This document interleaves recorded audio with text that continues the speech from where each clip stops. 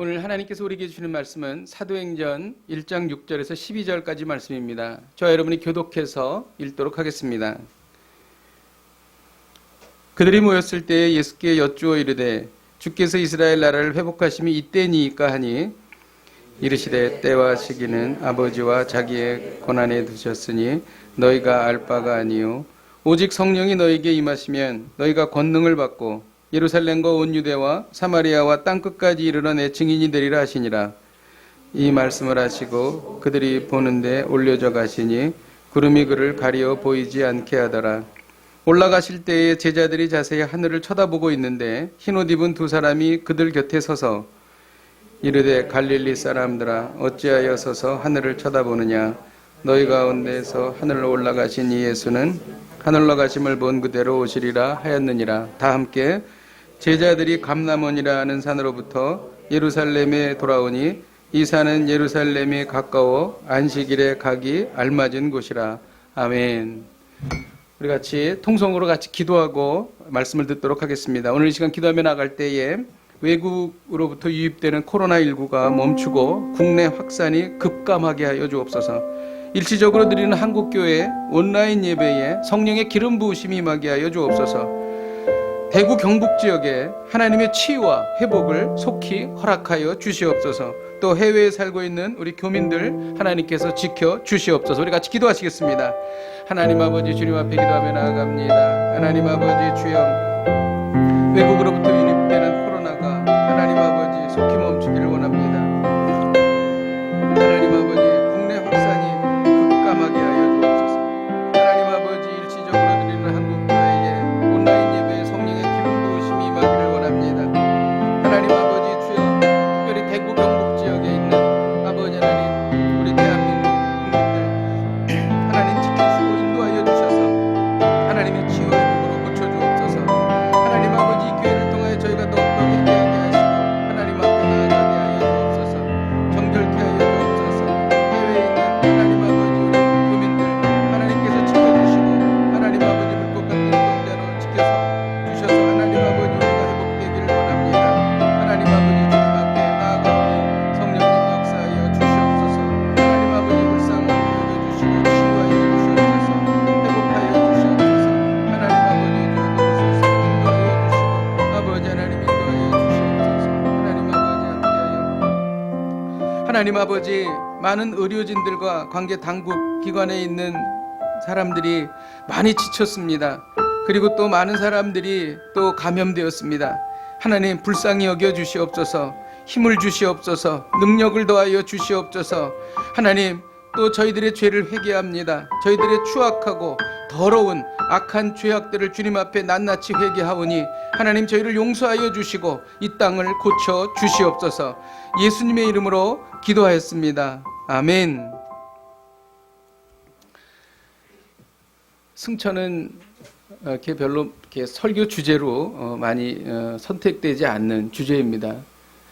승천을 통해서 이것이 어떤 의미이고 또 이렇게 어려운 시대를 살아갈 때 우리에게 얼마나 큰 소망과 희망을 주는 것인가에 대해서 같이 말씀을 좀 나누기를 원합니다. 이스라엘은 수천 년 동안 메시아를 기다려왔습니다. 구약의 약속대로 아기 예수님을 보내주셨고 예수님이 이 땅에 오셔서 33년 동안 놀라운 기적과 이적을 행하셨습니다. 그리고 복음을 전하셨죠.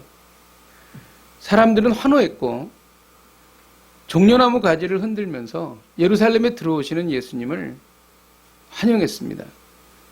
그런데 갑자기 예수님께서 십자가에 달려 죽으신 것입니다. 사람들에게 소망은 사라졌고 사람들은 고통스러워하기 시작했습니다. 그리고 방향을 잃어버린 것이죠. 그런데 주님께서 사흘 만에 살아나셨습니다. 그리고 제자들 앞에 나타나셨습니다. 이제 제자들은 죽음도 보았고 부활도 보았습니다. 이제 그들은 완전히 변했습니다. 베드로가 과거의 베드로가 아니고 야고보가 과거의 야고보가 아니었습니다. 이들은 이제 뭔가 할 수 있다는 정말 그 부푼 가슴을 품고 뜨겁게 주님께 말씀드렸습니다. 주님께서 이스라엘을 회복하실 때가 바로 이때입니까? 이렇게 질문했습니다. 그때 주님께서는 때와 시기는 아버지의 권한에 속한 것이고 너희가 알 것이 아니라는 것입니다. 그리고 오직 성령이 너에게 임하시면 너희가 권능을 받고 예루살렘과 온 유대와 사마리아와 땅끝까지 이르러 내 증인이 되라 이렇게 말씀하셨습니다. 그 말씀을 하시자마자 그 순간 주님은 하늘로 올라가기 시작하셨습니다. 그리고 구름이 우리 주님을 가리운 것이죠. 그리고 사람들은, 제자들은, 11명의 제자들은 예수님께서 승천하시는 모습을 바라보고 있었습니다. 아마 그들은 그랬을 거예요. 우리를 두고 가시면 어떡하십니까? 주님이 안 계시면 우리는 아무것도 아닙니다. 이렇게 아마 생각했을 것입니다. 정말 어떻게 보면은 황당한 그런 상황입니다. 그때 옆에서 2명의 천사가 이렇게 말하는 겁니다. 갈릴리 사람들아, 너희가 왜 하늘을 그렇게 쳐다보느냐? 지금같이 올라가신 주님께서는 올라가신 것처럼 다시 오실 것이다. 이렇게 말씀하신 거예요. 이게 바로 승천의 전모입니다. 오늘 본문에 읽은 말씀인 것이죠. 9절에 보면 그들이 보는 데라고 기록하고 있습니다. 그들이 보는 데라고 하는 말씀을 여기에 넣은 것은 이것은 역사적인 사실이라는 거예요. 제자들이 보고 있는 그 순간에 주님이 승천하셨다는 것입니다. 아무도 보고 있지 않을 때 주님께서 승천하시고 나중에 내가 승천했다라는 이야기를 하신 게 아니에요. 보고 있는 과정 가운데 승천하신 것입니다. 이것은 분명한 사실이다라는 것을 말하고 있는 것이죠. 그리고 올려져 가셨다라고 기록합니다. 올려져 가셨다라고 하는 것은 예수님의 그 권위 그리고 예수님의 위치가 높아지셨다는 것입니다. 사실 예수님께서 올려져 가신 것을 보면은 참으로 신비한 일입니다. 그런데 예수님은 원래 태어날 때부터 신비했어요. 동정녀 마리아로부터 태어났습니다. 그리고 예수님께서는 이 땅에 오실 때도 신비하게 오십니다. 그러니까 주님이 어떻게 재림하지? 이렇게 청천 하늘에 주님께서 구름을 타고 오신다고? 그거는 참 말도 안 되는 얘기 같아. 라는 생각을 하지 말라는 것입니다. 왜냐하면 주님은 원래부터 신비하게 오셨고 구름을 타고 올라가셨고 그리고 구름을 타고 오신다는 것입니다. 구름이 그를 가리어 보이지 않았다라고 하는 모습을 보면 예수님께서 변화산상에서 구름에 가리었던 모습을 우리는 생각하게 됩니다. 그리고 또 주님은 구름을 타고 이 땅에 오실 것입니다. 모세가 장막을 완성했을 때 장막에 하나님의 구름이 가득했습니다. 솔로몬이 성전을 만들었을 때도 마찬가지입니다. 예수님이 승천하신 곳은 누가복음 24장에 보면 베단이라고 나와 있습니다. 또 어떤 곳에는 감람산이라고도 나옵니다. 근데 감람산과 베단이는 같은 장소예요. 예루살렘에서 한 3km 정도 떨어져 있는 곳이 감람산인데 그 감람산 기슭이 베단입니다. 그러니까 광의적인 의미로 보면 감람산이고 합의적인 의미로 보면 베단이가 되는 것입니다. 예수님이 승천해서 올라가신 곳은 우리가 보고 있는 하늘이 아닙니다. 천국을 말하는 것이죠.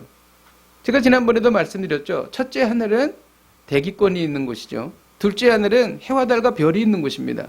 셋째 하늘은 하나님께서 보좌에 앉아 계신 하나님의 나라 천국을 말하는 것이죠. 예수님께서는 이 천국으로 올라가신 것입니다. 천국을 본 사람들이 있습니다. 하나님의 나라를 본 사람들이죠. 야곱이 에서를 피해서 도망가다가 베델에서 그는 하늘이 열리는 것을 꿈에서 보았습니다. 그리고 스데반은 돌에 맞아 죽어 순교할 때에 하늘이 열리면서 하나님 우편에 예수 그리스도께서 앉아 계신 것을 보았습니다. 이것이 바로 주님께서 승천하신 곳을 말하는 것이죠. 유리 가가린이라는 사람이 있죠. 이 사람이 인류 역사상 최초로 우주인이 된 사람이에요. 그 사람은 구소련 전투기 조종사였어요. 그리고 우주인이었습니다. 1961년 4월 12일 날 유리 가가린이 대기권을 뚫고 비행을 했습니다. 천신만고 끝에 여러 번의 정말 목숨을 잃어버릴 뻔한 여러 가지 그러한 어려움을 겪으면서 그는 다시 대기권 안으로 들어왔습니다. 그런데 이 유리 가가린에 대해서 이런 이야기가 있습니다.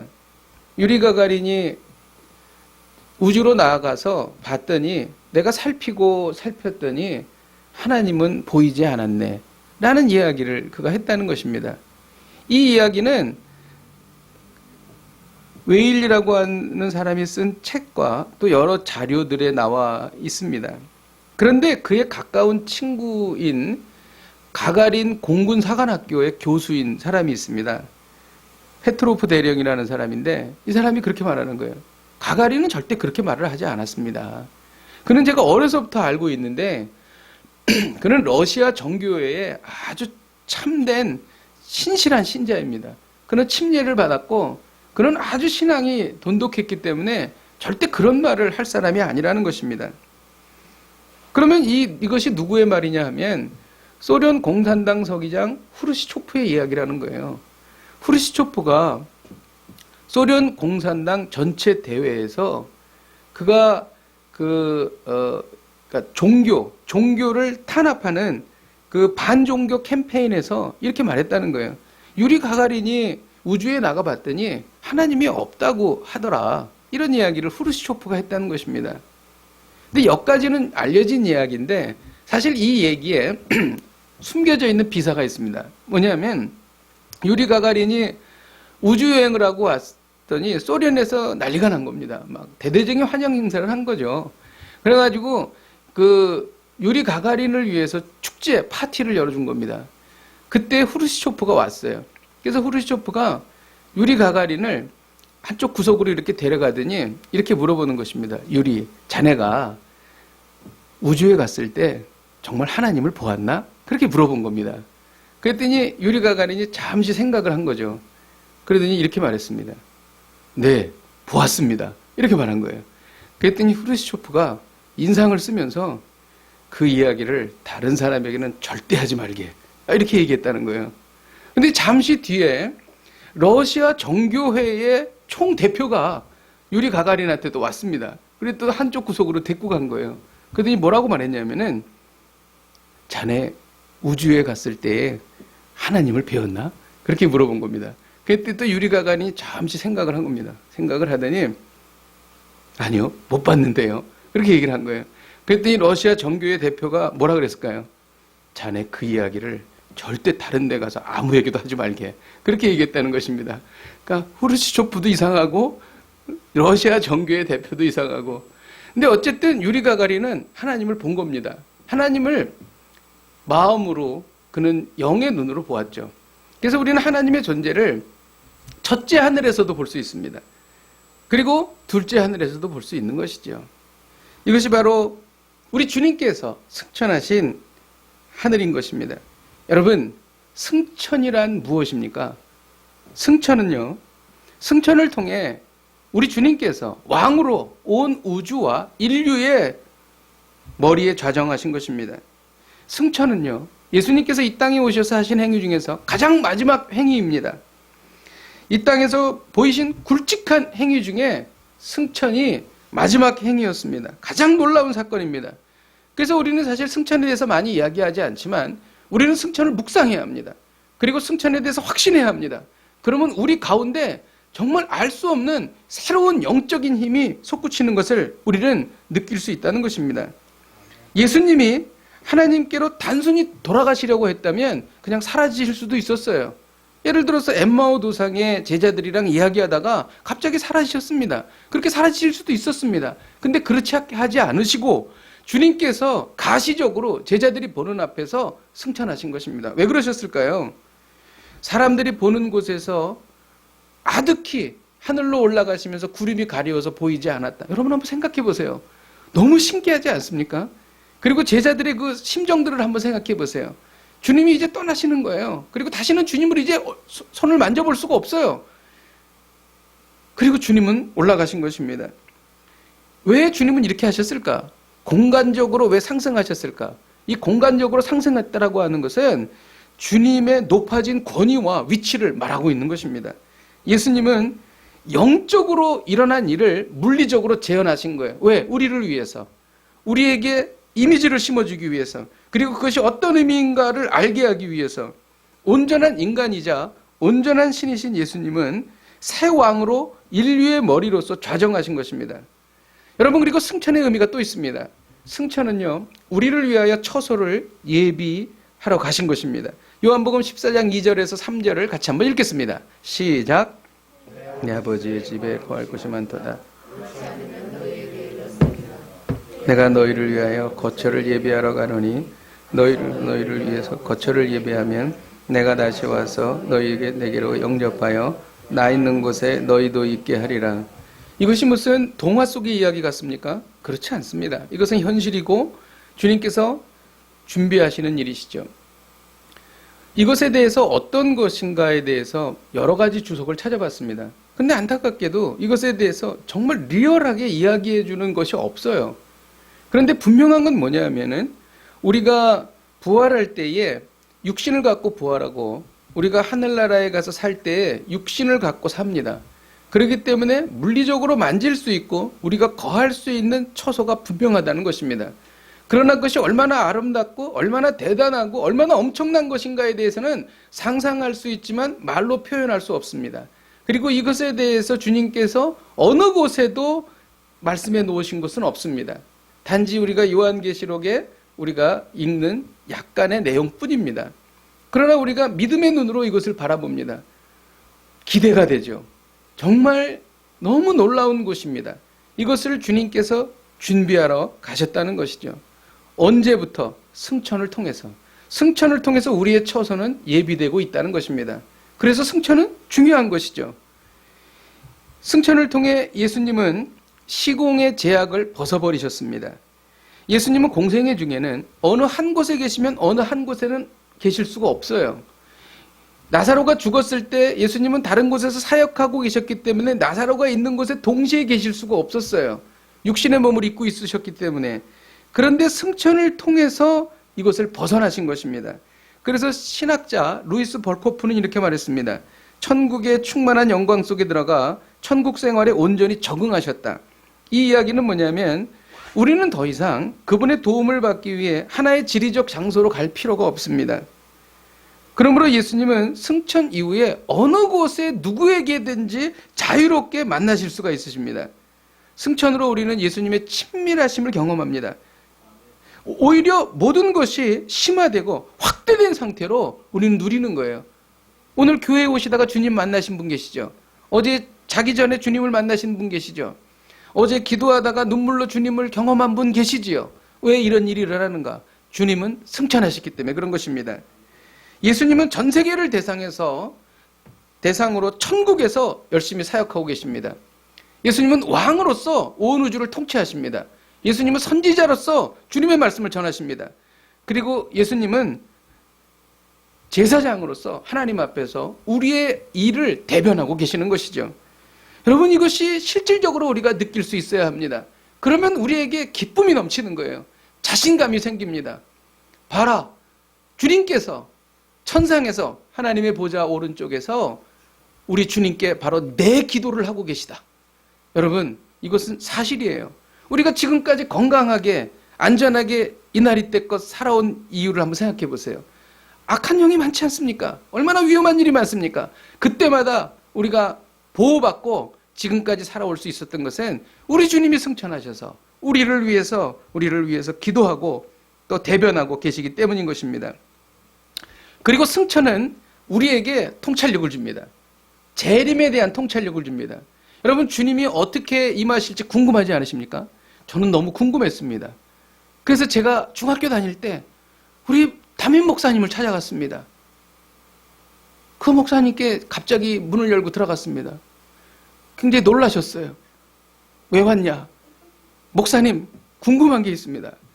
예수님이 오시면 모든 사람들이 본다고 하는데 이쪽으로 오시면 이 뒤에 있는 사람이 못 보는데 이거 어떻게 합니까? 참 우리 목사님 힘들어 하셨어요. 제 질문을 들으시고. 예, 예. 그런데 주님은 번개가 동에서 서에서 동으로 서쪽으로 번쩍하듯이 순간적으로 모든 사람이 다 알 수 있도록 주님께서 오신다는 것이죠. 이 재림이 어떻게 이루어지는가에 대한 것을 분명히 승천이 보여준다는 것입니다.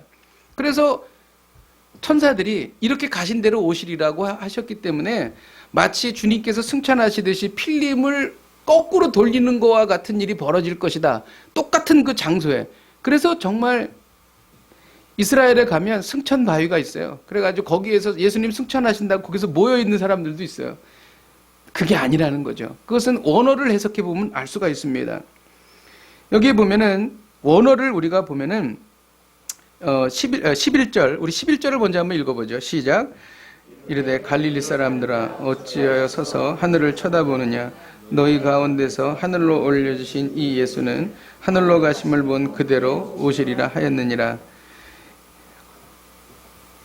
하늘로 올려가신 그대로 오신다 그랬는데, 하늘로 올려가신 이 예수님에 대해서 지시대명사가 원어에 있는데, 이 예수는 이렇게 되어 있습니다. 이 예수는이라고 하는 것은 예수님이 올라가실 때 가지셨던, 입구이셨던 육신과 영혼, 그리고 완전히 인간이시고 완전히 하나님이신 그 예수님이 오신다는 것입니다.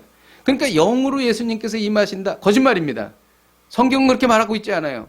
성경은 예수님이 그때 입으셨던 육신을 입고 그대로 오신다. 그것이 바로 이 예수는 이라고 하는 그 원어의 뜻인 것입니다. 이 같은 예수라는 뜻이죠. 재림하실 때 영원하신 인간 본성과 육체를 가신 채로 오신다는 것입니다. 그리고 오시리라 라고 하는 수식어가 있는데, 거기에도 이같이라는 수식어가 원어에 있습니다. 그것은 무슨 말씀입니까? 이같이 오신다는 것은 승천하실 때와 같이 영광스럽게 오신다는 것입니다. 그런데 차이점도 있습니다. 주님께서 승천하실 때는 천사 2명이 있었습니다. 그러나 주님께서 재림하실 때는 천군 천사를 거느리고 장엄하게 오십니다. 그리고 주님이 승천하실 때는 12제자 앞에서만 승천하셨습니다. 그러나 재림하실 때는 흰옷을 입은 수많은 하나님의 백성들 앞에 우리 주님께서 재림하게 되시는 것이죠. 여러분, 승천이 우리에게 어떤 의미가 있습니까? 이것이 바로 중요한 것입니다. 승천의 의미는 누구나 친근하게 예수님과 소통할 수가 있습니다. 막달라 마리아는 예수님이 죽으신 후에 무덤에 왔습니다. 새벽 미명에 왔습니다. 그는 울고 있었습니다. 천사가 왜 여기에서 울고 있느냐, 여자여 어찌하여 우느냐, 이렇게 질문을 했죠. 그때 막달라 마리아가 그랬습니다. 우리 주님을 누가 가져갔는지 모르기 때문입니다 라고 울었습니다. 그리고 실제로 예수님이 부활하셔서 막달라 마리아에게 나타났습니다. 그래서 막달라 마리아에게 여자여 어찌하여 울면 누구를 찾느냐, 주님이 이렇게 물어보셨죠. 그때 막달라 마리아는 동산지기인 줄 알고 당신이 옮겼거든 나에게 알려주십시오. 내가 가져가리이다. 이렇게 얘기했습니다.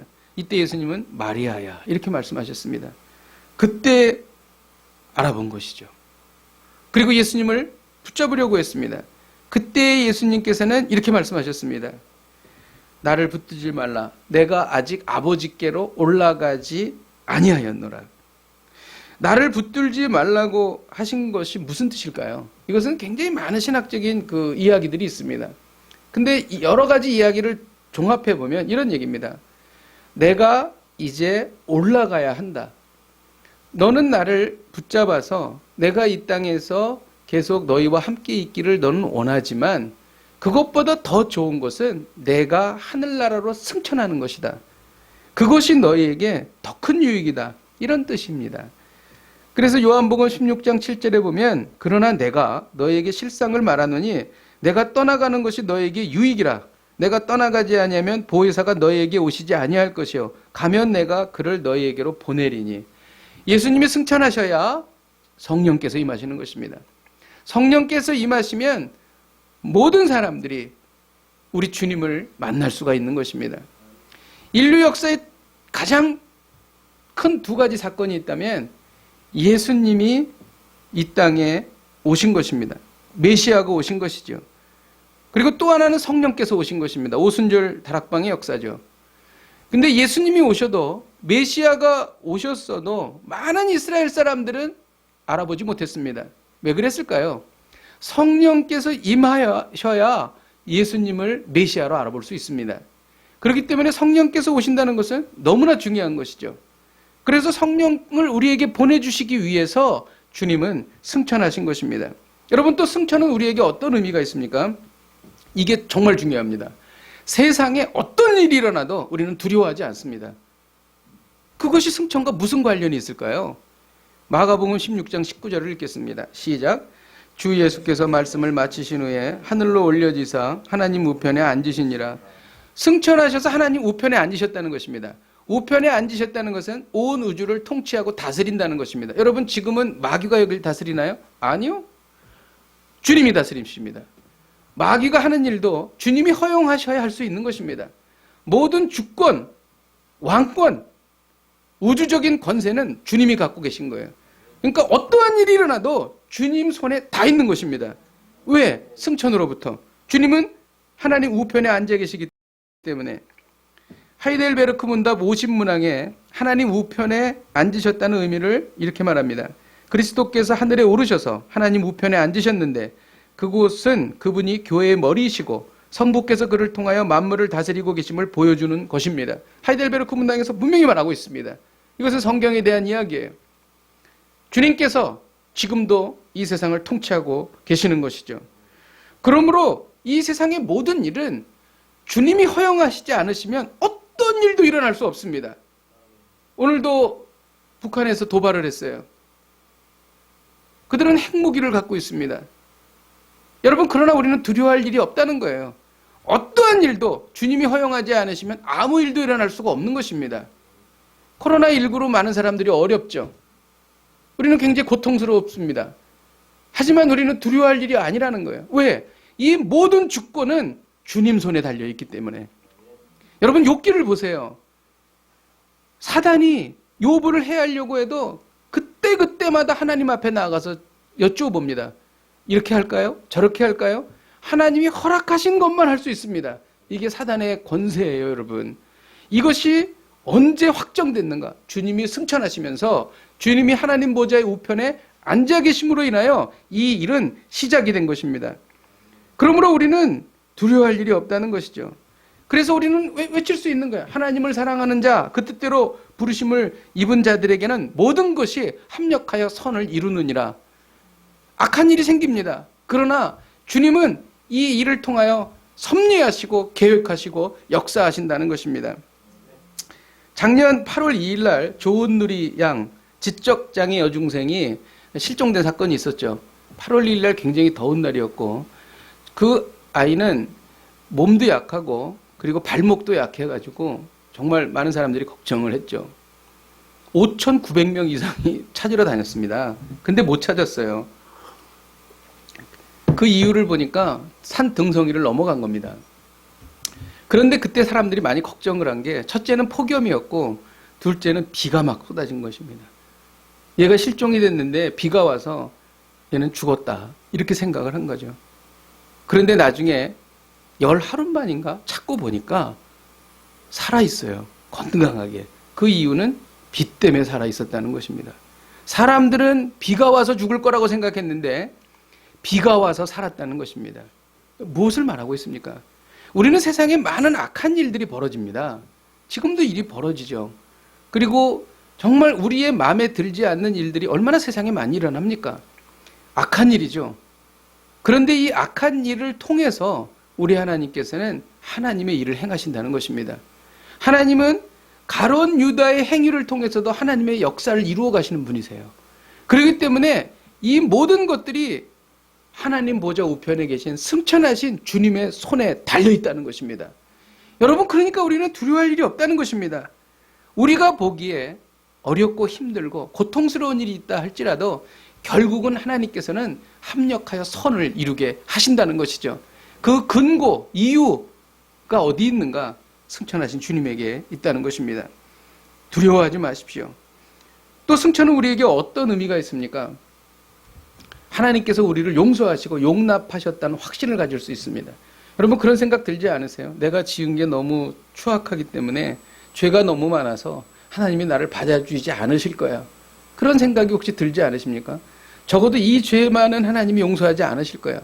그런 게 없다는 것입니다. 왜?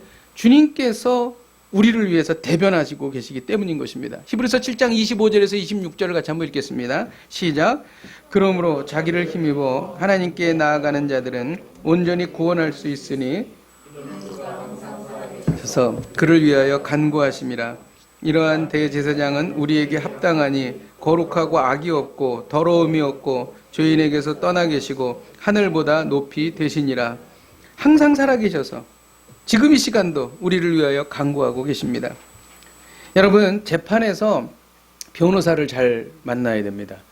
내가 미련하고 아는 것이 없어도 변호사가 탁월하면 내가 탁월한 거예요. 나는 부족하고 추악한 죄인이지만 나를 위해서 변호하시는 우리 주님께서 하나님 우편에 계시기 때문에 나는 거룩할 수 있는 거예요. 거룩하다 칭함을 받을 수 있다는 것입니다. 스데반은 날조된 죄목으로 그는 지금 사형에 처해집니다. 사람들이 스데반을 돌로 쳐 죽이려고 할 때 사형 선고를 한 거죠. 그런데 스데반은 하늘문이 열렸습니다. 그리고 하나님을 바라본 것이죠. 그리고 주님을 봤습니다. 그리고 주님께서 자기에 대해서 변호하시고 스데반이 무죄하다라고 하는 것에 대해서 말씀하시는 주님의 그 음성을 그는 들은 것입니다. 그때 그는 세상에서 어떠한 판결을 하든지 아무것도 중요하지 않았어요. 자기의 판결, 영원히 자기를 판결해 줄 수 있는 예수님의 그 변호가 있기 때문에 안심할 수가 있었고 평안할 수 있었어요.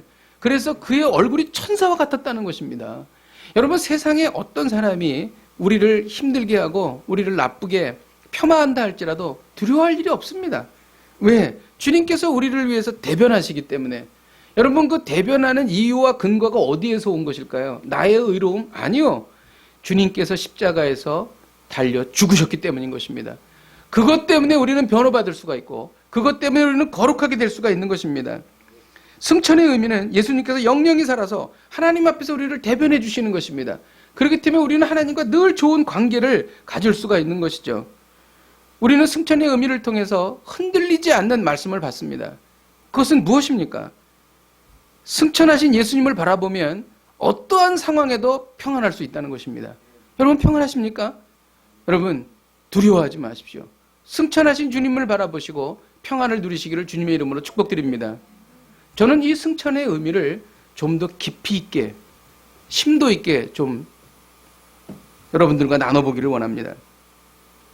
예수님이 승천하시는 모습을 보면서 제자들이 놀라기도 했지만 한편으로는 전 이렇게 표현할 수 있어요. 황당했다. 저는 이렇게 표현합니다. 모든 것을 다 걸고 따라왔는데 주님이 승천하신 거예요. 우리 곁을 떠난 것입니다. 제자들은 십자가도 경험하고 부활도 경험했습니다.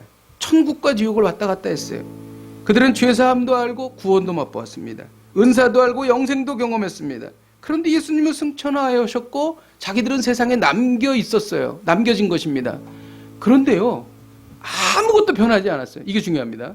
로마는 그대로 압제하고 있었고 유대인들은 악한 일을 그대로 행하고 있었고 자기들을 잡아주기로 쫓아오고 있었어요. 자기들은 엄청난 변화를 겪고 주님이 승천한 것도 보았는데 세상은 아무것도 변하지 않았어요. 여러분, 이런 경우에 사람들이 이런 상황이 되면 어떻게 합니까? 현실을 도피해서 신앙에만 빠지든지 아니면 현실에 빠져서 신앙을 버리든지 둘 중에 하나가 됩니다. 여러분, 그렇게 하라고 주님께서 승천하신 것일까요? 저는 이렇게 설명할 수 있어요.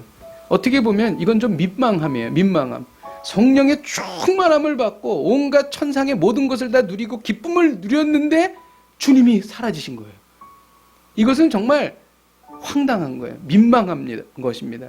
성령 시대가 그렇게 시작된 거예요. 여러분, 성령 시대가 민망함으로 시작된 거예요. 한번 생각을 해보시라고요, 여러분. 얼마나 황당했겠어요, 여러분. 왜 그랬을까요?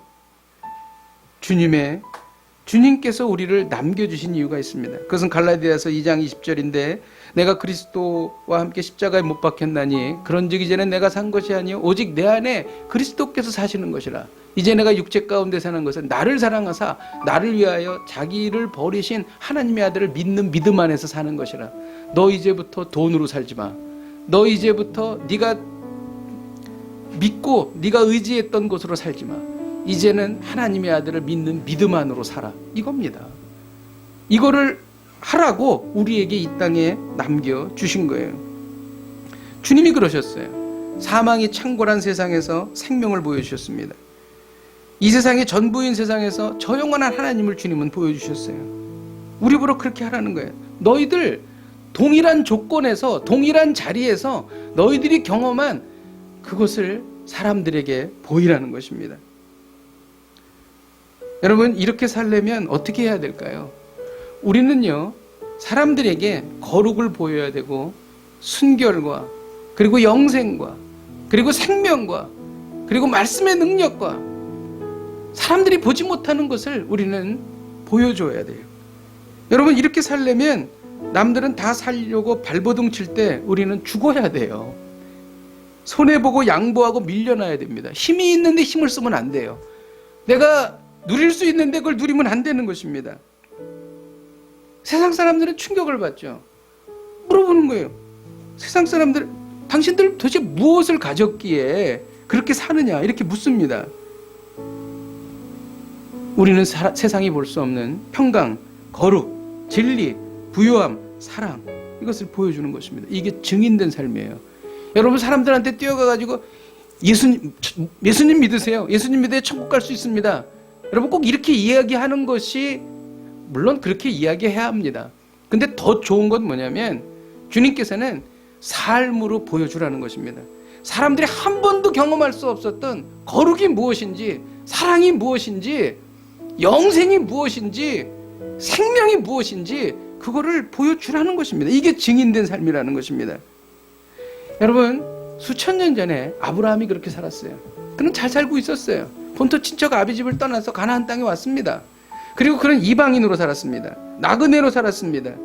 패역한 세상에서 거룩과 순결 그리고 영생과 소망을 증명하면서 그는 살았다는 거예요. 그리고 그가 살면서 아무것도 얻질 못했어요.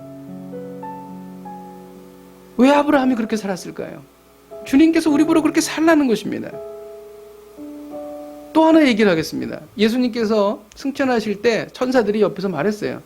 사람들에게, 제자들이 정말 어안이 벙벙해서 주님만 바라보고 있는 거예요. 아마 끝까지 점이 돼서 사라지는 모습까지 봤을 거예요, 사람들이.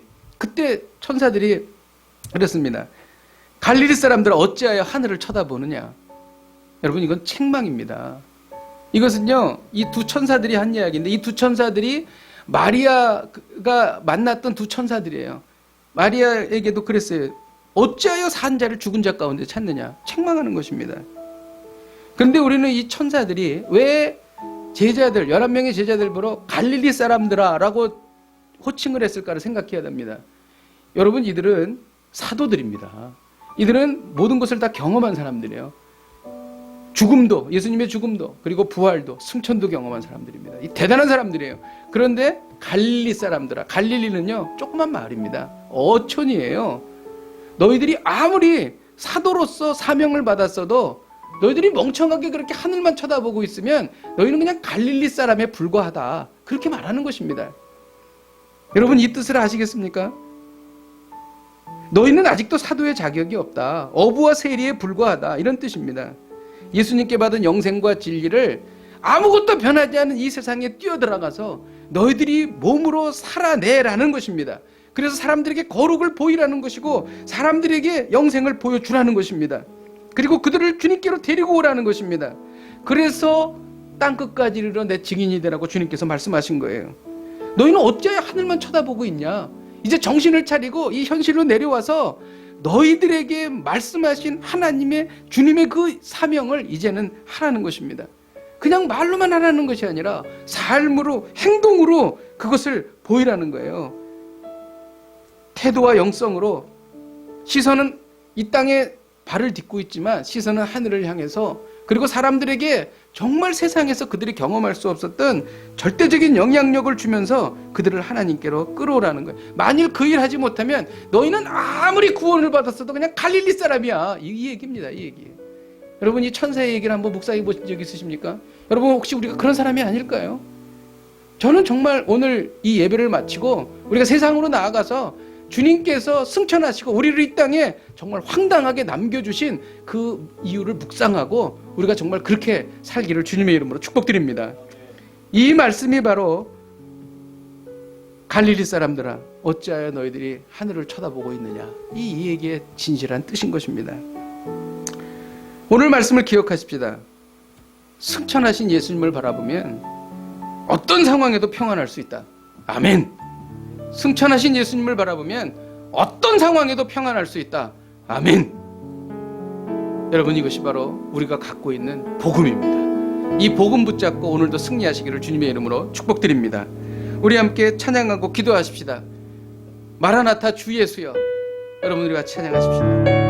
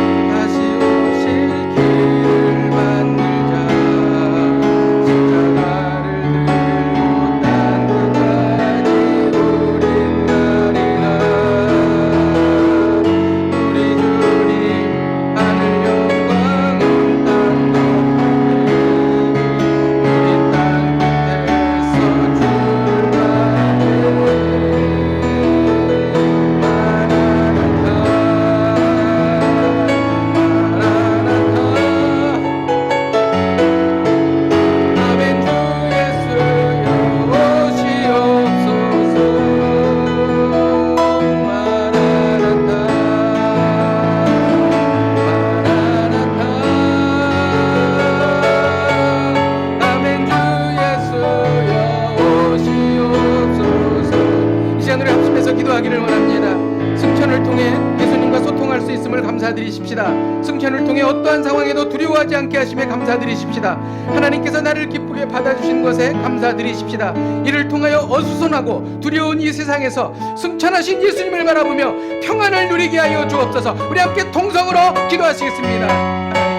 주님 감사합니다. 우리 승천하신 주님, 하나님 보좌 우편에서 우리를 위하여 아버지 하나님 주여 변론해 주시는 주님, 하나님 아버지 주여 감사합니다. 하나님 아버지 주님과 소통할 수 있게 하심을 감사합니다. 어떠한 상황에도 두려워하지 않게 하심을 감사드립니다. 하나님 아버지 나를 기쁘게 받아주신 주님께 감사드립니다. 하나님 아버지 어두운 세상 속에서, 두려운 세상 속에서 승천하신 예수님을 바라보며 평안을 누리게 하여 주시옵소서. 하나님 아버지 주님 앞에 기도하며 나아가오니 하나님 역사하여 주시고 하나님 아버지 인도하여 주시옵소서. 하나님 아버지 주님 앞에 기도하며 나아갑니다. 이 세상의 어떠한 상황 속에서도 두려워하지 않습니다. 왜냐하면 주님께서 우리의 편이시며 우리 주님께서 아버지 하나님 우편에서 우리를 위하여 아버지 하나님 통치하고 다스리기 때문입니다. 하나님 아버지 주님, 이 믿음 붙잡고 두려워하지 않겠습니다. 우리가 이어서 기도할 때에 승천 뒤에 우리를 세상에 남겨두신 이유를 알게 하시니 감사를 드리십시다. 이 패역한 세상에서 진리로 거룩으로 새 십자가로 살아내게 하여 주옵소서. 시선은 하늘을 향하지만 이 땅에서 맡겨진 사명을 충실히 감당하며 살겠습니다. 진리와 거룩으로 세상에 충격을 줄 수 있는 놀라운 삶을 살게 하여 주시옵소서. 우리 함께 통성으로 기도하시겠습니다. 하나님 아버지, 승천하신 주님, 우리를 이 땅에 남겨두신 주님의 뜻을 우리가 아버지 하나님 깨닫습니다. 하나님 아버지 주여, 아버지 하나님, 이 패역한 세상에서 진리로 거룩으로 살게 하여 주시옵소서. 세상 사람들이 한 번도 경험할 수 없었던 하나님 아버지 주의 영생이 무엇인지, 진리가 무엇인지, 하나님 아버지 말씀이 무엇인지, 하나님이 어떤 분이신지, 천국이 무엇인지 하나님 아버지 주여 아버지 안에 우리가 보여줄 수 있게 하여 주시옵소서. 하나님 아버지, 우리가 이를 위하여 우리가 힘이 있지만 힘을 사용하지 아니하고 하나님 아버지, 사람들로 하여금 하나님 아버지 볼 수 없는 것을 볼 수 있는 저희들이 되게 하여 주시고, 하나님 아버지 복음을 전하는 저희들이 될 수 있도록 하나님 아버지 인도하여 주시옵소서. 하나님 아버지 함께하여 주시고 인도하여 주시옵소서. 하나님 아버지, 질병과 역병으로 온 세상이 어수선하지만 그 중에서도 승천하신 주님을 바라보며 승천하신 주님께서 우리와 함께 하심을 믿고 나아가는 저희들은 두려워하지 않음을 선포합니다. 하나님 아버지, 어려움이 있을지라도 결국 주님께서 합력하여 선을 이루심을 믿고 나아가는 저희들에게 더 큰 믿음과 하나님 아버지 소망을 우리에게 허락하여 주시옵소서. 또한 이 땅에 남겨진 저희들이 세상이 알 수 없는 거룩과 평안과 기쁨을, 영생을 보일 수 있는 선한 영향력을 행사하는 저희들이 될 수 있도록 인도하여 주시옵소서. 예수님의 이름으로 기도하였습니다. 아멘.